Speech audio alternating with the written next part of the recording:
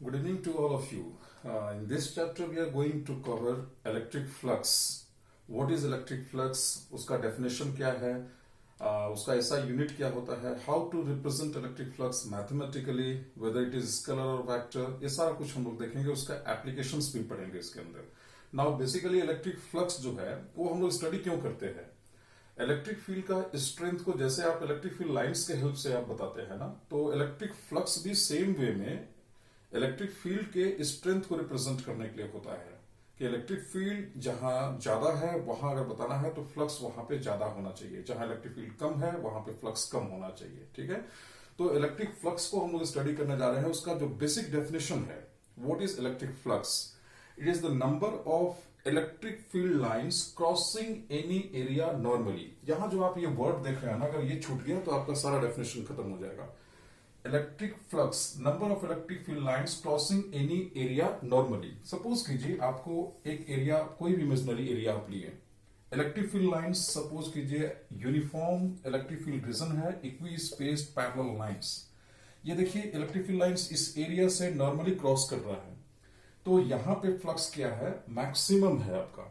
But इसी situation को अगर हम यहां कंसिडर करें, suppose the same area but electric field lines आपका सपोज कीजिए नॉर्मली नहीं है, उससे ऐसे क्रॉस कर रहा है सपोज कीजिए, तो यहां जो फ्लक्स होगा, ऑल्दो दोनों एरिया क्या है सेम, इलेक्ट्रिक फील्ड का वैल्यू दोनों क्या है सेम, बट इस केस में जो फ्लक्स है आपका φ2 और यहां जो इलेक्ट्रिक फ्लक्स है φ1, फाइ जो है वो फ्लक्स का सिंबल है, तो φ2 इज समथिंग लेस देन φ1. तो आप देख सकते हैं डेफिनेशन के accordingly all electric field lines are crossing this area normally, and इस केस में आपको दिख रहा होगा electric field lines are not normal on its surface. That's why यहां पे फ्लक्स जो है इसके रिस्पेक्ट में क्या है? कम है. अब फ्लक्स को अगर आप मैथमेटिकली डिफाइन कर लेंगे तो इसका रीजन आपको मिल जाएगा, why flux φ2 is less than φ1. Mathematical meaning इसका समझने के लिए कि इलेक्ट्रिक फ्लक्स का मैथमेटिकल डेफिनेशन क्या होता है, इसको समझने के लिए आपको थोड़ा सा एरिया वेक्टर समझना है पहले कि व्हाट इज एरिया वेक्टर. किसी भी सरफेस से अगर आप एक नॉर्मल ड्रॉ करते हैं तो वो उसका एरिया वेक्टर होता है. जैसे कि सपोज कीजिए आपके पास अगर कोई प्लेन सरफेस है, सपोज कीजिए इस तरह का सरफेस है प्लेन सरफेस, और इसका आप एरिया वेक्टर ड्रॉ करना चाहते हैं, या सपोज कीजिए ये आपका एक सरफेस है प्लेन सरफेस, इसका आप एरिया वेक्टर दिखाना चाहते हैं. इसका एरिया का मैग्नीट्यूड सिंपल है, लेंथ इंटू ब्रेड्थ आप कर दीजिए. सपोज ये 10 सेंटीमीटर है, ये 20 centimetre, 10 into 20 centimetre square area का मैग्नीट्यूड हो गया. नाउ एरिया का डायरेक्शन होता है, डायरेक्शन के लिए आप इसके ऊपर कहीं भी आप एक नॉर्मल को ड्रॉ कर दीजिए. ये आपका हो गया एरिया वेक्टर. इस सरफेस का बात करेंगे तो ये उसका हो गया एरिया वेक्टर. एक नॉर्मल यहां भी आप ड्रॉ कर सकते हैं, यहां भी ड्रॉ कर सकते हैं. थ्रू आउट ये एरिया वेक्टर का डायरेक्शन देखिए क्या है, सभी जगह सेम है, नॉर्मली अपवर्ड डायरेक्शन में है आपका. सपोज एरिया ऐसे है तो आप नॉर्मली टुवर्ड्स राइट ले सकते हैं, इसको टुवर्ड्स लेफ्ट ले सकते हैं. अगर कोई इनक्लोज सरफेस है या कर्व सरफेस सपोज कीजिए है, जैसे सपोज कीजिए इस तरह का अगर मान लीजिए सरफेस है आपके पास, तो इसका ईच एंड एवरी पॉइंट. चलिए इसको इलेक्ट्रिक फ्लक्स को मैथमेटिकली समझने के लिए आपको एरिया वेक्टर को थोड़ा समझना है. एरिया वेक्टर सिंपल सा है कि आप किसी भी एरिया का बात करेंगे तो एरिया जो भी होगा उसका डायमेंशनल फॉर्मूला आपको पता होना चाहिए. मेंसुरेशन में छोटा सा चीज है, बट डायरेक्शन को कैसे चेक करेंगे उसका एरिया का डायरेक्शन. जैसे बोर्ड का बात कीजिए, ये भी तो एक सरफेस है, तो इसका लेंथ आपका ये हो गया और ये इसका ब्रेड्थ हो गया, तो इसको आप मल्टीप्लाई कर दो, एरिया का वैल्यू निकल गया. Now direction, area is a vector quantity, तो उसका डायरेक्शन के लिए इस पूरे प्लेन पे कहीं भी आप एक नॉर्मल लाइन को ड्रॉ कर दीजिए. नॉर्मली आपकी तरफ देखिए आउटवर्ड, नॉर्मली आप यहां भी ड्रॉ कर सकते हैं, आप यहां भी ड्रॉ कर सकते हैं. सपोज ये एरिया आपके पास है, ये सरफेस है सपोज कीजिए, इसका एरिया वेक्टर ड्रॉ करना है, तो आप इसके ऊपर एक नॉर्मल लाइन को ड्रॉ कर दीजिए. यही हो गया एरिया वेक्टर, ऐसे, या फिर हो गया ये. आप ये लाइन को सेंटर से नहीं कहीं पे भी ड्रॉ कर सकते हैं, ये हो गया एरिया वेक्टर. नाउ सपोज कीजिए इसका क्या कंसेप्ट है, जैसे आपसे पूछे कि ये एक सरफेस है, इसका एरिया वेक्टर बताओ, तो आप कहीं से भी आप एक ऐसा नॉर्मल टू द सरफेस ऐसा एक वेक्टर ड्रॉ कीजिए, this is called area vector. अगर आपका सरफेस सपोज कीजिए इस तरह का है सरफेस, तो इसके ऊपर एक नॉर्मल ड्रॉ कर दीजिए, this is called area vector. Normal to what? Normal to the surface. लेकिन अगर सरफेस आपका इस तरह का कर्व सरफेस अगर हो सपोज कीजिए, और इसका एरिया वेक्टर आपको लोकेट करना है, तो इसमें क्या है, थ्रू आउट यहाँ पे एरिया वेक्टर का डायरेक्शन क्या है? सेम है. Throughout the surface area vector देखिए, throughout the surface area vector का डायरेक्शन क्या है, सेम है। बट यहां ऐसा नहीं है। यहां पे अगर आपको एरिया वेक्टर देखना है तो इस पॉइंट पे नॉर्मली आउटवर्ड, इनवर्ड नहीं, normally outward, normal to the surface यहां पे क्या है, इधर है। इस पॉइंट पे थोड़ा सा डायरेक्शन चेंज हुआ, इस पॉइंट पे थोड़ा डायरेक्शन चेंज हुआ, इस पॉइंट पे थोड़ा डायरेक्शन चेंज हुआ। ईच एंड एवरी पॉइंट पे आपको एरिया का डायरेक्शन क्या हो रहा है, चेंज हो रहा है। इस तरह का सरफेस को जब आप स्टडी करेंगे, फ्लक्स फाइंड आउट करेंगे, तो आप जो है एरिया वेक्टर को इसको कंसिडर नहीं करके आप एलिमेंट्री एरिया वेक्टर कंसेप्ट में जाएंगे। आप उस पूरे पोर्शन का जो भी आपके पास जो कर्व सरफेस है, आप उस पर एक छोटा सा एलिमेंट्री पार्ट लेंगे, स्मॉल एरिया कंसिडर करेंगे। आप स्मॉल एरिया के लिए सिंबल क्या यूज करते हैं, अगर टोटल एरिया ए यूज कर रहे हैं तो आप डीए यूज कर सकते हैं। अगर आप एरिया को, सरफेस एरिया को एस से रिप्रेजेंट कर रहे हैं तो आप डीएस से स्मॉल एरिया रिप्रेजेंट कर सकते हैं। तो यहां पे आपको एक नॉर्मल ड्रॉ करना है, लेकिन नॉर्मल सरफेस से बाहर की तरफ। तो ये आपका जो नॉर्मल वेक्टर ड्रॉ हुआ, जो कि सरफेस का नॉर्मल है, इस एरिया का वैल्यू कितना है, डीएस। तो उसको वेक्टर के फॉर्म में कैसे लिखेंगे, डीएस वेक्टर। सपोज यहां पे आपको एरिया वेक्टर रिप्रेजेंट करना है, तो आप वहां पे एक नॉर्मल को ड्रॉ कीजिए। This is your DS vector, normally outward. ये आपका हो गया एरिया वेक्टर के बारे में। कोई प्रॉब्लम इसमें तो नहीं है। सपोज आपको इस तरह का कोई सरफेस है और इसका फ्लक्स आप स्टडी करने वाले हैं, इसका एरिया वेक्टर को आप लोकेट करने वाले हैं। इसमें कितने सरफेसेस आपको दिखाई दे रहे हैं, 6, 1 2 3 4 5 एंड 6। आप सपोज इस एरिया वेक्टर को रिप्रेजेंट करना चाहते हैं, तो इसका मैग्नीट्यूड कितना है, तो इसका एरिया क्यूब आप नहीं लेंगे, ये जो स्क्वायर आप देख रहे हो ना फेस, इसका एरिया है साइड इंटू साइड, वो उसका वैल्यू हो गया। नाउ डायरेक्शन, आप इसके ऊपर एक नॉर्मल वेक्टर को अटैच कीजिए जो नॉर्मली आउटवर्ड की तरफ हो, बाहर की तरफ हो, इनवर्ड की तरफ नहीं। तो इसका एरिया वेक्टर ये है। इस पूरे सरफेस का एरिया वेक्टर अपवर्ड हो गया, इस पूरे सरफेस का एरिया वेक्टर टुवर्ड्स राइट हो गया, इस पूरे सरफेस का एरिया वेक्टर टुवर्ड्स लेफ्ट हो गया। तो आपको समझ में आया कि अगर हम इसका फ्लक्स निकाल रहे होंगे तो एरिया वेक्टर किधर लेना है, नॉर्मली आउटवर्ड। इसका फ्लक्स निकालेंगे एरिया वेक्टर नॉर्मली आउटवर्ड, तो ये इधर हो जाएगा आपका। बॉटम का एरिया वेक्टर डाउनवर्ड, देखिए नॉर्मली डाउनवर्ड। इस पूरे सरफेस पे एरिया वेक्टर का डायरेक्शन क्या है, नॉर्मली अपवर्ड। इस पूरे सरफेस पे नॉर्मली आउटवर्ड, ठीक है। इस पूरे सरफेस के नॉर्मली इनवर्ड। तो आप एरिया वेक्टर में तो कंफ्यूजन नहीं होगा, एरिया वेक्टर आप इजीली लोकेट कर लेंगे। Okay, mathematically electric flux phi is dot product of electric field vector and area vector. Dot product का मैथमेटिक्स आपको पता है कि दो वेक्टर के डॉट प्रोडक्ट से आपको एक स्केलर मिलता है। तो ये क्या है, इलेक्ट्रिक फील्ड, ये वेक्टर है। एरिया क्या है, वो भी आपका एक वेक्टर है। तो ये क्या हो जाएगा, ये आपका एक स्केलर क्वांटिटी आपको मिला। तो फ्लक्स जो है, electric flux is a scalar quantity. Now unit भी हम यहां से देख सकते हैं, ऐसा यूनिट क्या होना चाहिए। इलेक्ट्रिक फील्ड के लिए ऐसा यूनिट क्या होता है, इसका ऐसा यूनिट है न्यूटन पर कूलम। और एरिया के लिए क्या होता है, मीटर स्क्वायर। तो इसको आप ऐसे लिख सकते हैं, Newton into metre square per coulomb. ये इसका ऐसा यूनिट हो गया। नाउ अब आपको देखना है कि ये फॉर्मूला का ओरिजिन क्या है, कहां से आया ये dot product E dot A. ये हम लोग, ये जो डेफिनेशन आप देख रहे हैं ना कि it is the number of electric field lines crossing any area normally, ये इसी से ये फॉर्मूला डेवलप हुआ है।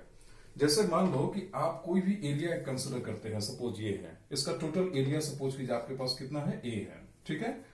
और ये जिस इलेक्ट्रिक फील्ड में रखा है वो यूनिफॉर्म इलेक्ट्रिक फील्ड है, बट वो नॉर्मल नहीं है। सपोज कीजिए वो इस तरह से आपका इलेक्ट्रिक फील्ड है, यूनिफॉर्म इलेक्ट्रिक फील्ड है, एरिया से नॉर्मली पास नहीं कर रहा है, बट ये इलेक्ट्रिक फील्ड जो आप देख रहे हैं ये फ्लक्स कंट्रीब्यूट नहीं कर रहा है, क्योंकि it should be normal on its surface. Area vector को रिप्रेजेंट कीजिए, इस पूरे एरिया का वैल्यू है ए, और उस वेक्टर को अगर आप रिप्रेजेंट करते हैं तो आपको एक नॉर्मल लाइन ड्रॉ करना है इसके ऊपर, किसके ऊपर, सरफेस के ऊपर। ये हो गया area vector. Area vector and electric field के बीच का एक एंगल आपको मिल रहा होगा थीटा। इसलिए जब आप फॉर्मूला यूज करेंगे, बी केयरफुल, कौन सा एंगल आपको चेक करना है, angle between electric field and area vector आपको चेक करना है। तो देखेंगे इलेक्ट्रिक फील्ड का 2 कंपोनेंट्स आएगा। 1 कंपोनेंट आपका अलोंग एरिया, ये हो गया आपका, आपको पता है जिसके साथ वो एंगल बनाता है कॉस कंपोनेंट होता है। तो आपका ये कंपोनेंट जो आ रहा है वो है आपका ई कॉस थीटा, और एक कंपोनेंट आपका सरफेस का पैरेलल आ रहा है which is E sine theta, जिसका आपको कोई यूज नहीं है। अब देखिए ये जो ई कॉस थीटा है उसको अगर हम रीड्रॉ करें तो ऐसा लग रहा है कि ये ई कॉस थीटा क्या है, all E cos theta are normal to the surface, ये नॉर्मली पास कर रहे हैं, लेकिन ये ई नहीं है, ये क्या है आपका ई कॉस थीटा, एंड एरिया कितना है, ए है। तो आपका फ्लक्स का जो डेफिनेशन होना चाहिए था कि flux this phi is equal to E cos theta electric field into total area, E into A. इसी को जब आप रीअरेंज करोगे तो it is E into A this into cos theta, and इसको मैथमेटिकली रिप्रेजेंट जब करोगे तो देखो दो वेक्टर का प्रोडक्ट से अगर स्केलर मिल रहा है तो डॉट प्रोडक्ट, और ये थीटा जो एंगल है वो इन्हीं दोनों वेक्टर के बीच का एंगल है, तो ई dot product with area vector, this is mathematical definition of electric flux. अब आपको ये डेफिनेशन कहाँ यूज करना है, कहाँ आप इसको अप्लाई कर सकते हो डायरेक्टली, कहाँ पे आप फ्लक्स इससे फाइंड आउट कर सकते हो, इसको अभी हम लोग देखेंगे, ठीक है। जैसे सपोज करो आपको इस तरह का एक सिचुएशन मिलता है जिसमें कि एंगल जो है वो through out area, electric field and area vector के बीच का जो एंगल है वो वेरिएबल है, हर पॉइंट पे वो चेंज हो रहा है। जैसे हम आपको बताए थे ना कि ये अगर सरफेस एरिया है, इसका एरिया वेक्टर ड्रॉ करते हैं तो यहाँ ईच एंड एवरी पॉइंट पे एरिया वेक्टर का डायरेक्शन चेंज नहीं हो रहा है, लेकिन हम बताए थे आपको कि अगर आपका सरफेस इस तरह का है, सपोज कीजिए कर्व सरफेस है, तो ईच एंड एवरी पॉइंट पे एरिया वेक्टर जब आप नॉर्मली ड्रॉ करेंगे तो उसका डायरेक्शन चेंज हो रहा है, throughout the area direction of electric field vector is changing. अगर ऐसा सिचुएशन हो तो फ्लक्स का क्या डेफिनेशन होना चाहिए, क्यों, क्योंकि थीटा आपका थ्रू आउट एरिया वेरी कर रहा है, तो ई डॉट ए आप कैसे लोगे फिर, तो आपको इसको एलिमेंट्री स्टडी करना पड़ता है। जैसे आप अगर सपोज यहां स्टडी करना चाहते हैं इस जगह, तो आप एक छोटा सा एरिया यहां पे कंसिडर करेंगे और इस एरिया को आप क्या बोलेंगे, डीएस, इसका वैल्यू कितना है, डीएस। नाउ इसको वेक्टर के फॉर्म में कैसे रिप्रेजेंट करेंगे, तो आप इस सरफेस पे क्या करेंगे, जिसका बात कर रहे हैं उस पे एक नॉर्मल आप एक ड्रॉ करेंगे। इस सरफेस के ऊपर देखिए हम एक नॉर्मल ड्रॉ किए, नॉर्मली आउटवर्ड, जो कि सरफेस पे क्या है, नॉर्मल है, इसको हम बोलेंगे डीएस वेक्टर। ये एरिया वेक्टर और इलेक्ट्रिक फील्ड के बीच का एंगल यहां कितना है, थीटा। अगर आप इसका रिप्रेजेंटेशन सपोज यहां करना चाहते हैं तो आप यहां पे एक छोटा एरिया अगर लेते हैं तो यहां पे जो आप एरिया वेक्टर ड्रॉ कर रहे हैं वो आपका डीएस जो एरिया वेक्टर है वो ऑलरेडी सरफेस पे नॉर्मल है, और आप देख सकते हैं वो इलेक्ट्रिक फील्ड के अलोंग है, और यहां थीटा कितना नजर आ रहा है, 0। अगर आप यहां पे एलिमेंट्री एरिया लेते हैं, एरिया वेक्टर हमेशा सरफेस पे नॉर्मल होता है, इतना तो बताया गया आपको। तो एलिमेंट्री एरिया उसका वैल्यू कितना लिए, डीएस, ठीक है। रिप्रेजेंट कैसे करेंगे, जहां भी आप डीएस लिए हैं उसके ऊपर नॉर्मल ड्रॉ करना है। तो ये सरफेस आपको नजर आ रहा है ना, इस सरफेस पे आप एक नॉर्मल वेक्टर को ड्रॉ कीजिए जो सरफेस पे क्या हो, परपेंडिकुलर हो, इसको आप बोलेंगे डीएस वेक्टर, और ये हो गया आपका इलेक्ट्रिक फील्ड वेक्टर, उनके बीच का एंगल यहाँ क्या है, alpha. Through out the area कहीं ये एंगल थीटा है, कहीं पे 0 डिग्री भी है, कहीं पे वो एंगल थीटा से अलग भी है। थ्रू आउट द एरिया अगर वो एंगल वेरी कर रहा है तो आप फ्लक्स को E into A into cos of angle between E and A, इसको आप कैसे सब्स्टिट्यूट करोगे। इसलिए इस तरह का सिचुएशन में जहां पे थीटा वेरिएबल है हम लोग इसको अप्लाई नहीं करते हैं, हम लोग एक स्मॉल एलिमेंट्री एरिया स्टडी करते हैं डीएस, और केवल इस एरिया का फ्लक्स को डिफाइन करते हैं।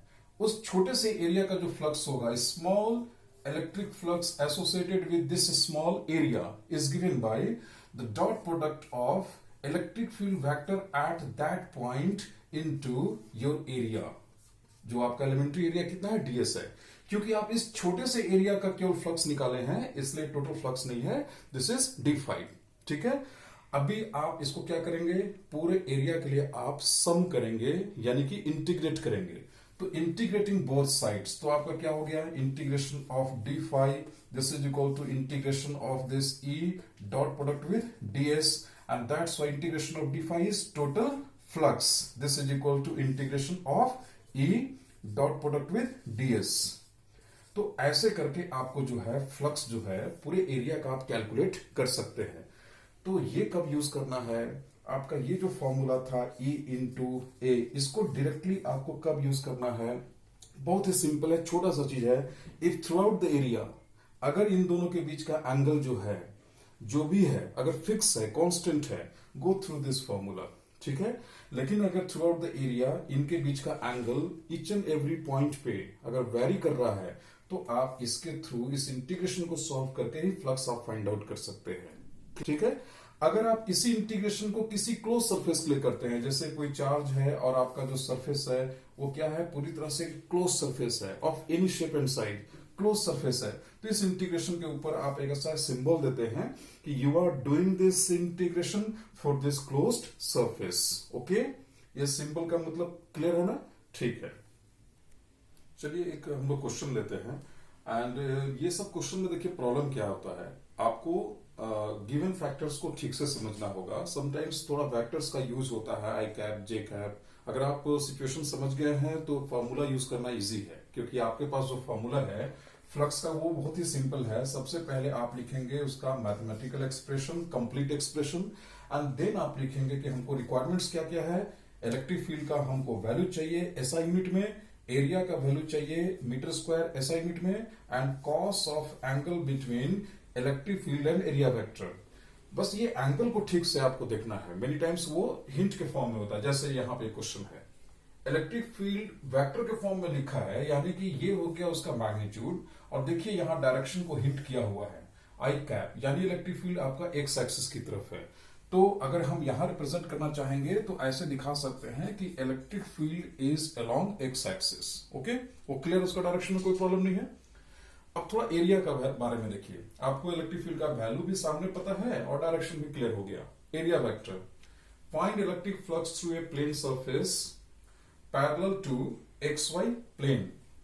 XY प्लेन कौन सा है आपका, ये एक्स एक्सिस है, वाई एक्सिस है, this plane is XY plane. अगर बोर्ड के रेफरेंस में समझिएगा तो ये ओरिजिन हो गया, ये आपका एक्स एक्सिस हो गया, ये आपका वाई एक्सिस हो गया, और ये सामने आपका हो गया जेड एक्सिस, ठीक है। तो this one is XY plane, XY plane. अब इसका पैरेलल जरूरी नहीं कि इसी के ऊपर हो, ये ऐसे भी हो सकता है, यहां भी हो सकता है, यहां भी हो सकता है। इस प्लेन का पैरेलल कोई भी प्लेन, तो ये हो गया पैरेलल टू XY प्लेन। अब इसका अगर हम आपसे पूछे एरिया वेक्टर लोकेट कीजिए, तो आप बोलेंगे draw normal on it. Normal draw कर दिए, ये किधर आ रहा है सर, ये तो जेड एक्सिस की तरफ जा रहा है, ठीक है। आप यहां से आंसर डायरेक्ट अब बता सकते हैं। देखिए इलेक्ट्रिक फ्लक्स जो होता है वो E इंटू ए इंटू कॉस थीटा होता है। E एंड A के बीच का एंगल चेक कीजिए, यहाँ पे कितना है sir, area vector and electric field, angle between them is 90 degree. Cos 90 कितना होता है, कॉस 90 आपका 0 होता है, तो फ्लक्स यहां कितना आया, 0 आया। तो आपको पता चल गया कि मैथमेटिकली फ्लक्स इज 0, इस एरिया का फ्लक्स 0 है। थोड़ा लॉजिकली सोचिए अब इस चीज को।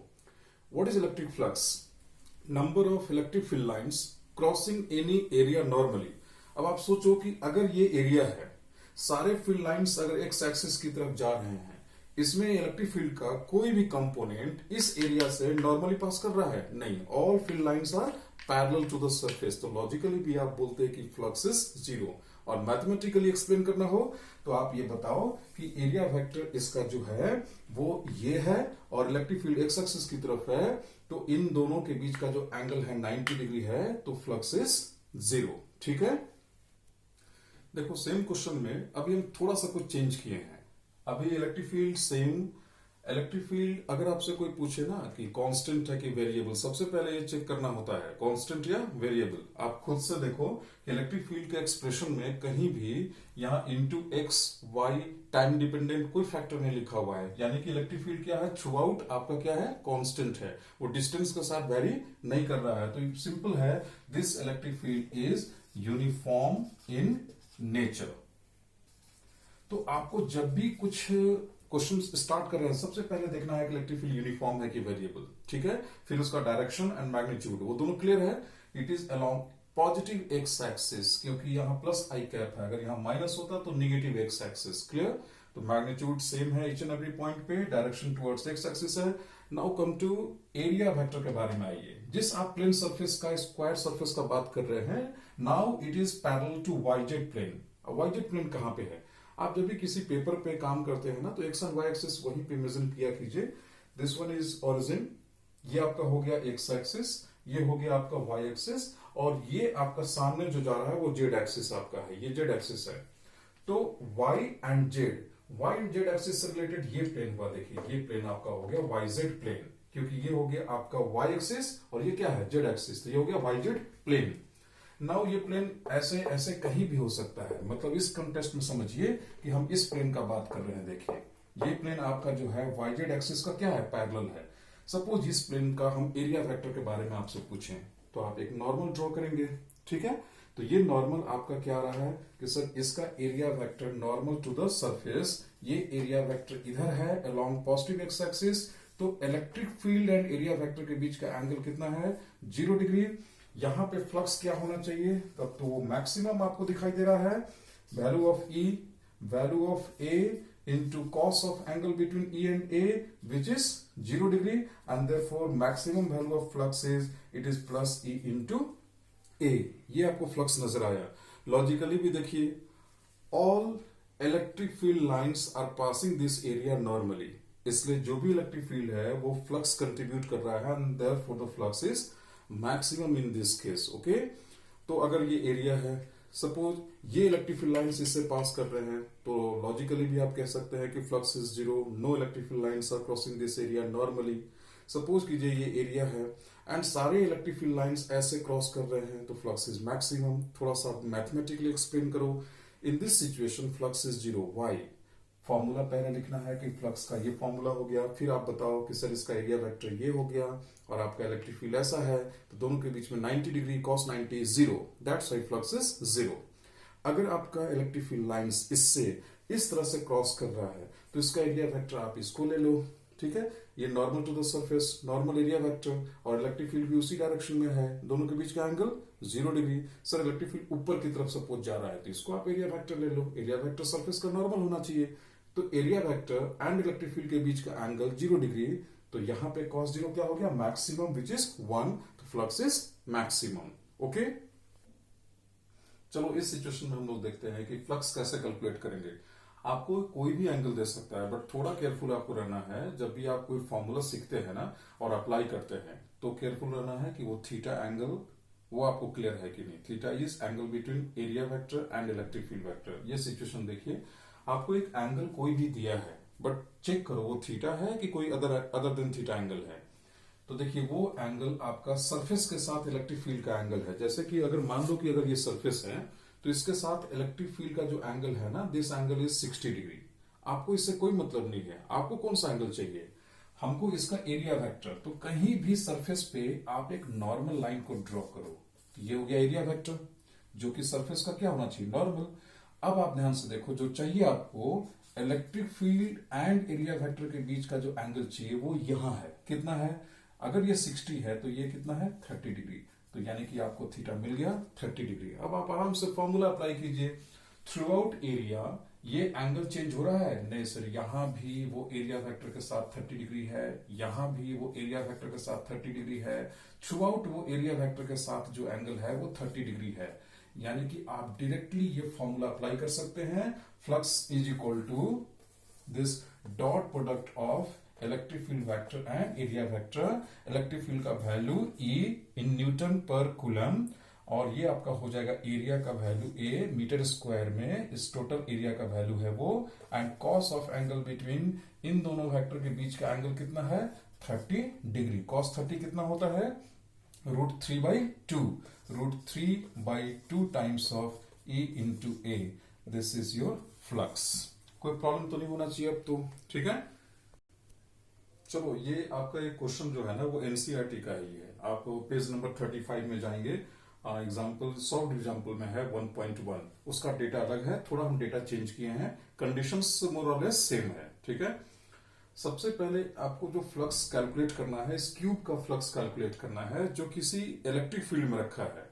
अब आपको डेटा से पहचानना है इलेक्ट्रिक फील्ड यूनिफॉर्म या नॉन यूनिफॉर्म, इसके बाद से इलेक्ट्रिक फील्ड का डायरेक्शन देखना है, क्या क्या रिक्वायरमेंट्स है, एरिया वेक्टर, एंड देन आपको एरिया स्टडी करना है। प्रॉब्लम ये हो रहा है कि क्यूब में तो टोटल एरिया लेना है या फ्लक्स कैलकुलेशन के लिए कोई और एरिया लेना है, तो आपको number of electric field lines crossing any area, तो इसमें 1 2 3 4 5 6 6 सर्फेसेस हैं, और वो जो सर्फेसेस हैं सभी सर्फेसेस क्या हैं, स्क्वायर हैं।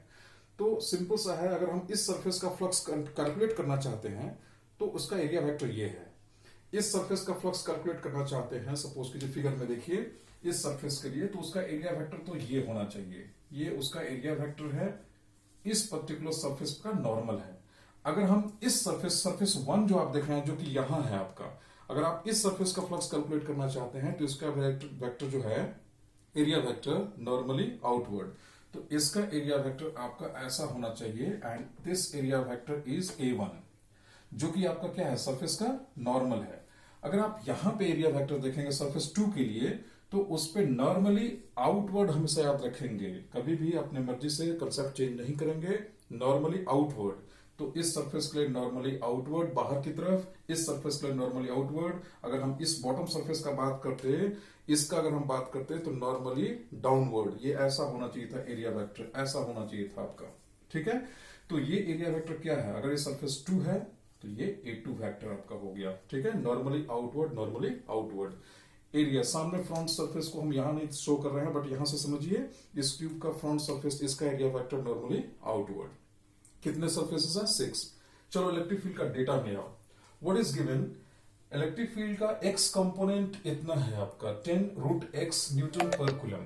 इलेक्ट्रिक फील्ड कांस्टेंट है कि वेरिएबल है, वो कैसे पता चल रहा है, तो इलेक्ट्रिक फील्ड में देखिए यहां पे एक फैक्टर है जो कि डिस्टेंस डिपेंडेंट है, एक्स डिपेंडेंट है। एक्स क्या होता है सर, ऑरिजिन से डिस्टेंस काउंट होता है अलोंग एक्स एक्सिस, यानी कि यहां पे इलेक्ट्रिक फील्ड यहां यहां यहां यहां ईच एंड एवरी पोजीशन पे with increase in x electric field is increasing. That's why ये तो नॉन यूनिफॉर्म इलेक्ट्रिक फील्ड हो गया, ये यूनिफॉर्म इलेक्ट्रिक फील्ड नहीं है, और वो एक्स के साथ क्या हो रहा है, इंक्रीज कर रहा है टुवर्ड्स पॉजिटिव एक्स एक्सिस। अच्छा देखो डायरेक्शन चेंज हो रहा है कि नहीं, इस इलेक्ट्रिक फील्ड का जो डायरेक्शन है आपका एक्स कंपोनेंट बोल रहा है ना, यानी इस इलेक्ट्रिक फील्ड का डायरेक्शन थ्रू आउट क्या है, एक्स एक्सिस की तरफ है।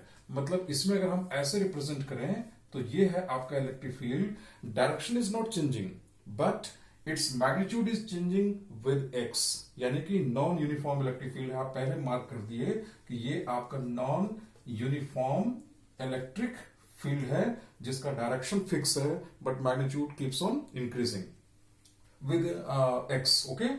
नाउ इसका जो बाकी जो 2 कंपोनेंट्स है, मतलब ये इलेक्ट्रिक फील्ड ऐसा क्यों नहीं हुआ, ऐसा क्यों हुआ, क्योंकि इस इलेक्ट्रिक फील्ड का जो रेस्ट ऑफ द 2 कंपोनेंट्स है, component along y axis, component along z axis, it is 0, इसलिए कंक्लूड किए कि ये electric field complete x axis की तरफ है, ठीक है।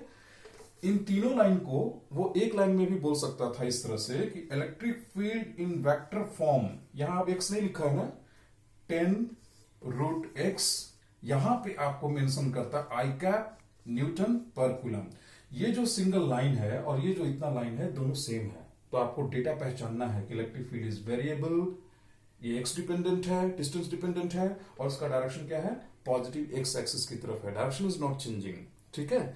अब आइए आप एरिया वेक्टर के बारे में।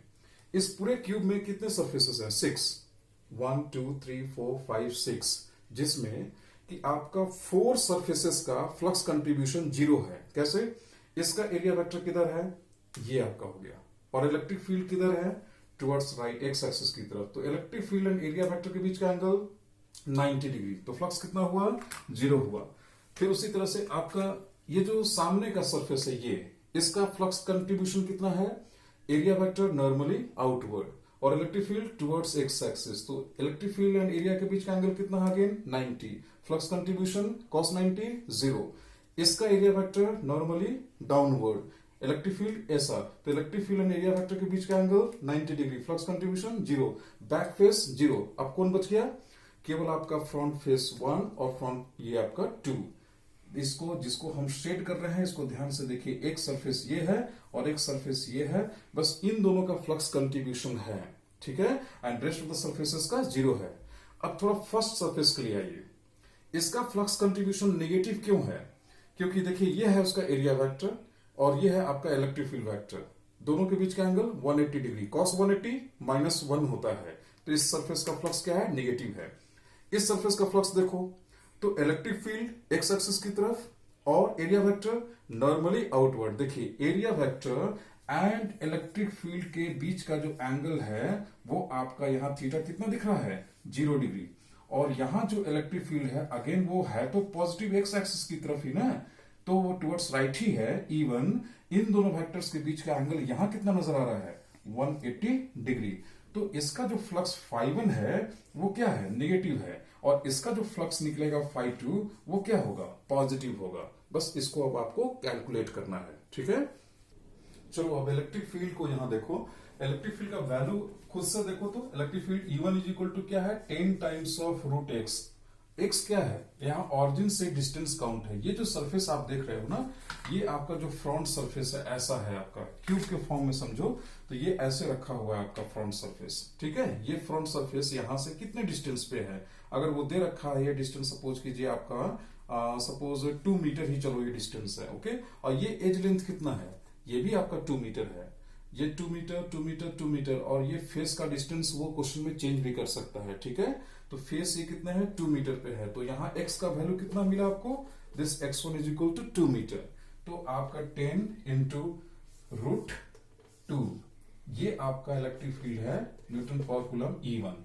अगर आप E2 निकालना चाहते हैं, यहां इस फेस के समय इलेक्ट्रिक फील्ड निकालना चाहते हैं, देखिए ये आपका सरफेस कितने डिस्टेंस पे है ऑरिजिन से, तो ये आपका डिस्टेंस है, ये कितना है 2 मीटर, और ये एज कितना है 2 मीटर, तो टोटल कितना हो गया 4 मीटर। तो आपका यहां पे हो गया 10 रूट 4, यानी कि ये कितना हो गया आपका 20 Newton per coulomb. Electric field यहाँ क्या है, कम है, और यहाँ इलेक्ट्रिक फील्ड ज्यादा है। इन दोनों का देखिए वैल्यू आपके सामने लिखा हुआ है, ठीक है। अभी हम लोग चलिए फ्लक्स कैलकुलेशन करते हैं। इस पोजीशन के लिए अगर हम फ्लक्स φ1 निकाले तो इलेक्ट्रिक फील्ड कितना आया था, 10 रूट 2 वैल्यू था उसका, और एरिया कितना है, एरिया आपका ये स्क्वायर सरफेस का 4 मीटर स्क्वायर, तो दिस इंटू 4 आपका हो गया दिस। और यूनिट आपको पता है इनका कॉस एंगल कितना है, इन दोनों वेक्टर को ध्यान से देखिए, यहाँ area vector normally outward, electric field towards x axis आपको बोला है, तो इनके बीच का एंगल 180 डिग्री है। कॉस 180 कितना होता है, माइनस होता है 1 होता है, तो माइनस 40 टाइम्स ऑफ रूट 2, और इसका यूनिट क्या हो गया, Newton into metre square per coulomb. ये आपका इक्वेशन 1 हुआ। सिमिलरली आप φ2 कैलकुलेट करेंगे तो वहां का इलेक्ट्रिक फील्ड अलग है, इसलिए E2 सिंबल लेंगे, लेकिन एरिया तो सेम ही है, इसलिए A1 A2 लिखने का जरूरत नहीं है। Now angle between the two, E2 का वैल्यू कितना आया था 40, यही था ना आपका, ये डिस्टेंस कितना हुआ 2, और ये एज लेंथ कितना है 2 2 2 क्या हो गया 4 4 का 2 क्या हो गया 20, तो यहां पे आपका आया था E2 20 इंटू एरिया कितना है, अगेन एरिया तो सेम ही है 4 मीटर स्क्वायर, तो इंटू 4, तो कितना हो गया ये आपका, ये हो गया 80 Newton into metre square per coulomb. ये फ्लक्स पॉजिटिव क्यों हुआ, क्योंकि इनके बीच का जो एंगल था कॉस कितना है 0 डिग्री है। एरिया वेक्टर आपका normal to the surface, normally outward बाहर की तरफ, इस क्लोज सरफेस से बाहर की तरफ, तो यही नॉर्मल वेक्टर होगा। और एरिया इलेक्ट्रिक फील्ड आपका एक्स एक्सिस की तरफ है, तो ये हो गया इन दोनों के बीच का angle 0 degree. Flux is equal to 80 newton metre square per coulomb. Now total flux में क्या मिला आपको, क्यूब का टोटल फ्लक्स जो पार्ट वाइज करके आप निकाले, जिसमें कि 4 सरफेस एरिया जो मिले थे आपके, उसके फ्लक्स कंट्रीब्यूशन 0, और 2 सरफेस का फ्लक्स में एक माइनस में आया और एक आपका पॉजिटिव फ्लक्स आया। अब टोटल फ्लक्स कितना है, इन दोनों का सम है, डायरेक्ट आप लिखेंगे total flux is given by this φ1 plus φ2। Now φ1 तो आपका माइनस में आया है, इसलिए -40 रूट 2 प्लस, ये तो प्लस है 80, ये सम जब आप कंप्लीट करेंगे तो ये आपका हो जाएगा टोटल फ्लक्स, जो कि आपका प्लस में आंसर आ रहा है। क्यों, क्योंकि positive flux is more than negative flux, तो समथिंग ये जो आएगा Newton into metre square per coulomb. Total flux यहाँ 0 नहीं आया है, टोटल फ्लक्स आपका पॉजिटिव आया है, ठीक है। इसलिए इसमें एक क्वेश्चन अटैच करता है बाद में, जो गॉसेस थ्योरम पे बेस्ड है थोड़ा सा, कि find the value of charge enclosed with in the cube if any, तो वो आप गॉसेस थ्योरम का यूज से आप निकाल सकते हैं। क्योंकि टोटल फ्लक्स 0 नहीं आया है, इसलिए इसके इनसाइड में कोई पॉजिटिव या नेगेटिव चार्ज है। हाँ, अभी आप इतना बता सकते हैं कि वो इनक्लोज चार्ज पॉजिटिव है। कैसे, क्योंकि टोटल फ्लक्स पॉजिटिव आया है। अगर ये टोटल फ्लक्स नेगेटिव आता तो आप इनक्लोज चार्ज का वैल्यू क्या, पोलरिटी क्या बताते, नेगेटिव बताते वो, ठीक है। ओके, अगर आप ये कंसेप्ट समझ गए होगे ना, तो आपका एनसीईआरटी में पेज नंबर 36 जाना, और उसमें ये सॉल्व एग्जांपल 1.12 को खुद से प्रैक्टिस करोगे। थोड़ा वो क्वेश्चन डिफरेंट है, थोड़ा डिफरेंट है, सेम फॉर्मूला यूज होगा। आप उसके कर्व सरफेस से सिलेंडर का परेशान नहीं होगे, क्योंकि यहाँ पे कर्व सरफेस का कोई फ्लक्स कंट्रीब्यूशन नहीं है। कैसे? देखो यहाँ पे कर्व सरफेस के लिए आप ई डॉट ए का यूज तो नहीं कर सकोगे डायरेक्टली, क्योंकि इसका थ्रू आउट एरिया वेक्टर का डायरेक्शन क्या हो रहा है, चेंज हो रहा है। तो आप लिखेंगे कैसे उसको? तो छोटा सा एक्सप्लेन करना कि ये जो कर्व सरफेस है उसका किसी भी छोटे से एलिमेंट्री एरिया को फिगर में रिप्रेजेंट कर देना, दिखा देना कि ये आपका जो वेक्टर है this one is DS vector. और जो आपका इलेक्ट्रिक फील्ड है वो देखना क्वेश्चन में गिवन है कि वो एक्स एक्सिस की तरफ है, सपोज कीजिए किधर, पॉजिटिव एक्स एक्सिस की तरफ भी है और निगेटिव भी। तो इलेक्ट्रिक फील्ड एंड इनके बीच का एंगल को आप 90 डिग्री शो कर देना कहीं पे भी। जैसे यहाँ एक छोटा सा एरिया लिए नॉर्मली आउटवर्ड ऐसा होना चाहिए और इलेक्ट्रिक फील्ड ऐसा है, एंगल कितना है, 0। आप अगर एरिया यहाँ लेते तो ऐसा होता। अगेन एरिया वेक्टर और इनके बीच का एंगल कितना है, 0 डिग्री है, सॉरी 90 डिग्री है। तो फ्लक्स कंट्रीब्यूशन कितना है, 0। इसलिए आपको कर्व सरफेस एरिया का तो फ्लक्स निकालना ही नहीं है। तो आपका एरिया कौन सा बच गया, circular area pi r square यहाँ है और एक एरिया यहाँ है। इन दोनों का आपको जो है, ये दोनों का आपको फ्लक्स को कैलकुलेट करना है। क्वेश्चन सिंपल है। इन दोनों के लिए आप आराम से ई डॉट ए यूज कर सकेंगे, क्योंकि थ्रू आउट इसका एरिया क्या है, नॉर्मली आउटवर्ड। देखिए through out area vector electric field के बीच का एंगल यहाँ कितना दिख रहा है, 0 डिग्री। और इस क्वेश्चन में भी आप जाएंगे तो देखिएगा electric field negative x axis की तरफ भी है और यहां भी इनके बीच का एंगल जो है ना वो 0 डिग्री ही है। मतलब इलेक्ट्रिक फील्ड बेसिकली वो दिया है कि ऑरिजिन से टुवर्ड्स पॉजिटिव एक्स एक्सिस भी है एंड ऑरिजिन से नेगेटिव एक्स एक्सिस की तरफ भी है। और अच्छा बात यह है कि ये इलेक्ट्रिक फील्ड जो है वो डिस्टेंस डिपेंडेंट है कि इंडिपेंडेंट, थोड़ा सा आप क्वेश्चन को देख लेंगे एंड उसके अकॉर्डिंगली आप इसको सॉल्व करेंगे। अगर ये सॉल्व हो गया तो आप इस कंसेप्ट को समझ चुके हैं। ठीक है, नेक्स्ट कंसेप्ट में हम आपसे डिस्कस करेंगे नेक्स्ट वीडियो में गॉसेस थ्योरम, जो बहुत इंपॉर्टेंट टॉपिक है, and applications of Gauss's theorem. आप बेसिकली गॉसेस थ्योरम पढ़ते क्यों हैं, किसी कंटिन्यूस चार्ज डिस्ट्रीब्यूशन का इलेक्ट्रिक फील्ड को स्टडी करने के लिए। तो नेक्स्ट लेक्चर में आप गॉसेस थ्योरम को कवर अप करेंगे। Okay, thank you.